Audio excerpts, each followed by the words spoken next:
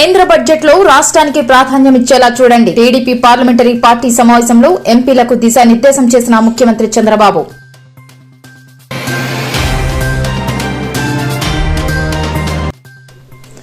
సచివాలయంలో హెచ్ఎస్ఈ అధికారులతో సమీక్ష సమావేశం నిర్వహించిన వ్యవసాయ శాఖ మంత్రి తుమ్మల నాగేశ్వరరావు. గోదాములపై సోలార్ ప్యానెల్స్ ఏర్పాటుకు చర్యలు తీసుకోవాలి అని అధికారులకు ఆదేశం.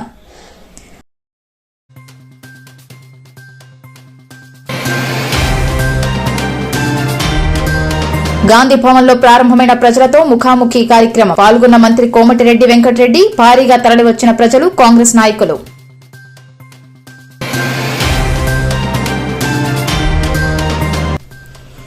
రాష్ట్రంలో విజయవంతంగా పూర్తి చేసిన సమగ్ర కులగణనపై ముఖ్యమంత్రి రేవంత్ రెడ్డి సమీక్ష. జాతీయ స్థాయిలో రాష్ట్ర ప్రభుత్వం చేపట్టిన సర్వేపై ప్రశంసలు అందుతున్నాయని వెల్లడి.